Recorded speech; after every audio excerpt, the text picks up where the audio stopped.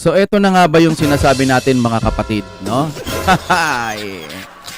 Alam ko, sinabi nila dito parang matagal ng balita to nung 2024 pa. Pero ni wala man lang isang mga bias media ang nagbalita patungkol dito. Kasi nga, kasiraan ng administrasyon at baka yung mga ibang bansa hindi na rin magpautang. Naalala nyo may mga pledges na tinatawag tayo na kapag umaalis po ang Pangulo, naghahanap siya ng mga mag-i-invest dito sa Pilipinas. No? Na magpasa hanggang ngayon, puro pledges pa rin yung iba. Ewan ko kung may mga na-deal na. Gaya nito, na-deal na. Ang problema, 28.7 billion pautang para sa mga proyektong infrastruktura sa Pilipinas. Kansilado na. Saklap ano. Mga kapatid, kailangan ho nating i-like ang ating video at mag-comment na lang din po kayo dyan, no? Na pwede nyong ilagay Duterte pa rin. Alam niyo ho kasi pag hindi kumalat ng mga ganito, may mga naliligaw pa rin po kasi ng landas na naniniwala pa rin sila sa administrasyon ngayon, no? Na kahit nakikita ho natin, kahit mulat na yung mata, kahit may mga matatalino, ayaw pa rin nilang umalis kay PBBM. Ibig kong sabihin, sinusuportahan pa rin nila. Biruin mo ibang bansa na to, maunlad na bansa to, pero yaw-yaw niya na. Okay, basahin ho natin ang pinakabalita. Kinuha ko din po yung news mismo nito. Doon po sa, ano ba to? Sa Korean din eh. Tapos nilagay ko sa GPT chat. No? Kasabay na rin ng mga paliwanag patungkol po dito. Pinag-isa ko na lang, sabi ko kay GPT na paliwanag mo nga sa akin ng maigi. Meron kasi akong premium account ng GPT chat GPT, pero naka-share. Ibig sabihin kahit sharing yon, matalino po yon. Hindi yung katulad ng mga free lang, no? Sharing yun, kaya mura lang. Pwedeng 150 pesos nga lang yun eh. Pero marami kayo gagamit. Yun. So pinabasa ko ito at ito po ang sinabi niya patungkol dito po sa budget na to. Ipi-play ko po, pakinggan ho natin ng sabay-sabay. Ayaw mag-play. Uy, mahihain to si GPT chat ha. Teka lang. Yan, bago pa lang kasi siya eh. So ito na, ipi-play na ho natin. Mga kababayan, isa itong balitang dapat ikabahala ng lahat ng Pilipino. Ipinahinto mismo ni South Korean President Lee Jae-myung ang isang napakalaking loan na 700 billion won o halos 28.7 billion piso na sana ay gagamitin para sa mga tulay at infrastruktura sa Pilipinas. Laki, no? Ang dahilan? Dahil sa napakalaking panganib ng korupsyon at maling pamamahala sa kasalukuyang administrasyon ni Marcos Jr. Noong November 2023, ang Department of Finance ng Pilipinas ay nag-request ng pondo sa South Korea mula sa kanilang Economic Development Cooperation Fund o EDCF.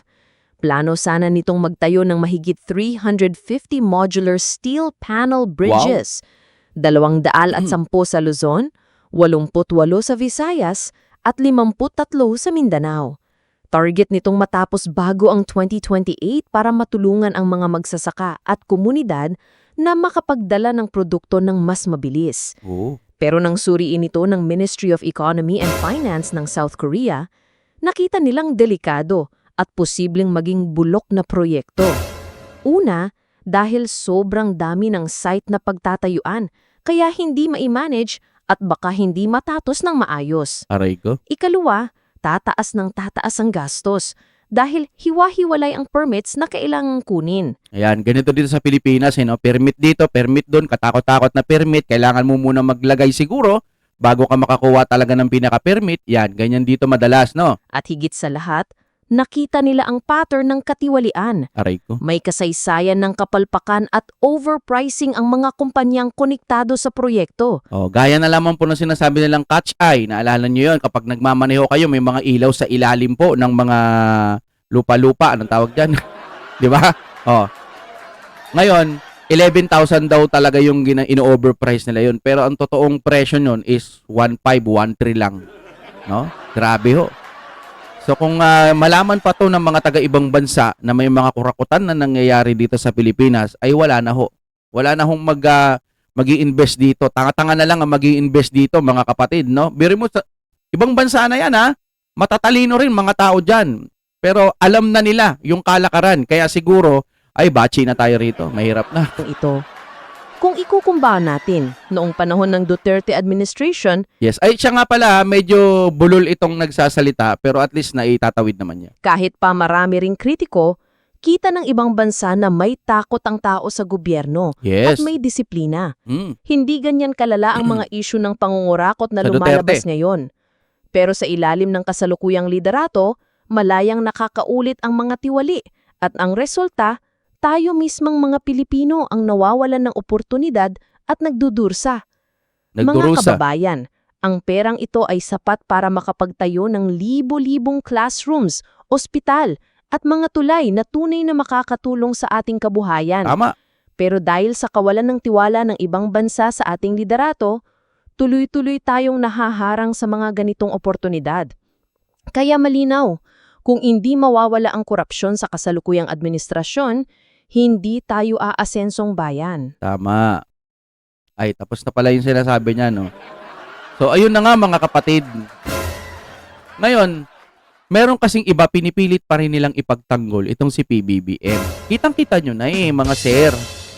Okay, no hate sa'yo, Mr. PBBM. Personal mo, hindi ko hate. Bahala ka kung ano talang ginagawa mo personal. Pero ako bilang Pangulo, ayoko sa'yo.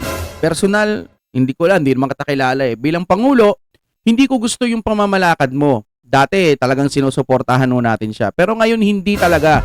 Dahil iba-iba na ho yung mga pinagsasabi niya, hindi na ho maganda sa pandinig ng mga kababayan ho natin. Parang ano na siya, parang hindi ko alam, parang mas lutang pa kay Mama Lenlen.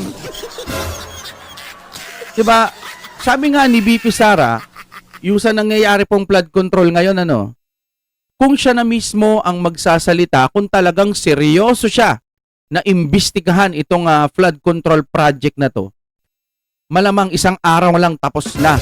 Nabanggit niya na lahat ng mga pinaghihinala ang sangkot diyan. Pero bakit kailangan lumabas pa sa ibang tao?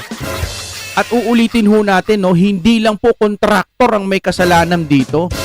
Hindi pwedeng yun lang lagi ang sisisihin natin. Kasi meron pang mas mataas doon sa kontraktor. Nakikita natin, nagtatagumpay sila na ikakalat nila sa mga memes, kontraktor. Mas maganda raw maging kontraktor ngayon kasi nga, paldo-paldo talaga. No? Pero kung tutuusin, oo, masasama din talaga yung ginagawa nila. Pero meron pang mas mataas na nag-a-approve ng budget na yan, kaya sila merong ganyan. Hindi ako naniniwalang kontraktor lang ang may kasalanan. Malamang merong sa DPWH at yung DPWH na yon merong konekta pa sa mas mataas na tao na pwedeng mag-utos o pwedeng magsalita na meron ba tayo dyan? Mga ganyan-ganyan. Ngayon, masyado na kasing trending dito sa Pilipinas yung nakikita nila na mga project na nasasayang. Sobrang dami po. Sobrang dami nang nasasayang. Kay Jessica Soho, may part 1, part 2, art part 3. Mayroon ng part 3. Yan patungkol sa flood control at talagang pumapatok pinanunood ng mga taong bayan. Uhaw sila sa katotohanan. Ayaw na nila yung pamamalakad ngayon ng gobyerno. Mas gusto na nila sa Duterte or ibang taong mamumuno. Hindi na sa ganitong pagkakataon. Biruin mo hearing. Hearing, binanggit na yung mga pangalan. Binanggit na yung si ganire, si ganito, sa ganito, sa ganito. Ako nasisigurado ko sa sarili ko na hindi magbabanggit ito kung walang ebidensya. No, nasa sa kanila yung kung paano na nila paniniwalain yung mga tao, pero kung ikaw ay magbabanggit ng ganyan kalalaking tao na nasa House of Representative, mayayari ka. Pero sinubukan po ni Diskaya. Hindi sa bayani kasi dapat nagsumbong siya sa mga matataas di ba? Kaso kung matataas, ganoon din, wala rin. Ngayon, iniisip ko si Diskaya, hindi siya mag-iingay ng ganyan kung wala siyang malalaking mga ebidensya. At bakit naman niya tataluhin yung mga malalaking tao na yon, na mga pinagbabanggit niya, kung madadali din naman yung kanyang buhay. Sabi niya nga ganito, galit sa akin ng mga mamamayang Pilipino. No? Baka kahit saan ako pumunta, baka mategi na lang kaming mag-asawa, bla bla bla. Madali kami, ganyan na lang. Mas magandang banggitin ko na itong mga pangalan na to para pag halimbawang may nangyaring masama sa amin, hindi ang taong bayan, kundi dito sa mga taong binanggit ko. Doon nagkanda durog-durog mga kapatid. Hindi biro ang 1 bilyon. Hindi biro yung almost bilyon. Lalong hindi biro itong 28.7 billion loan ng South Korea hindi na itutuloy. Na ibinalita naman na to pero hindi ibinalita sa Pilipinas, may nakabasa siguro. Ayan, durog. Nakita ng mga kababayan ho natin. Magmatsyag po tayo. Hindi po pwedeng share-share lang, no? Usap-usap lang kayo. Mas maganda mga kapatid, gumawa tayo ng mga aksyon. Siguro sa pamamagitan na rin ng pag may napapanood kayo ng ganito, pindutin nyo yung like. So share tapos comment po, no? Para po mas maikalat ho natin itong mga balitang maiinit na to. Hindi po pwedeng laging nakatago na lang sila yung mga umaalingasaw na balita na dapat malaman ho natin. Kahit itago pa yan ng mga bias media, lilitaw at lilitaw gaya ho nito. Sa flood control, lumitaw pa rin dahil nga po sa panahon. Ano pa bang mga lilitaw? Marami pa. May napanood nga ako sarado yung 2 CR ay hindi binubuksan. Simula pa daw noon, hindi na binubuksan. Saan yun? Sa COA naman, di ba? Ewan ko, parang ganon. Ang tagal na daw ng CR na yun pero hindi binubuksan. Ano bang meron sa CR na yun? Baka naman wala talagang CR yun. Kumbaga, nilagyan lang ng pinto. Pagbukas mo, blanco, wala naman pala, no? Hindi, wala lang. Ako'y nanguhula lang at baka hindi naman yun totoo. Pero magpasa hanggang ngayon, hindi binubuksan yun. Ano ba ang merong laman doon? CR yun dalawa, parang male tsaka female, no? Hindi na binubuksan yun Ano kayang meron doon sa loob? Diba? Baka pwedeng may bahay na doon o hindi naman kaya flat lang talaga, wala naman talaga, nilagyan lang ng pinto. Marami pang iba.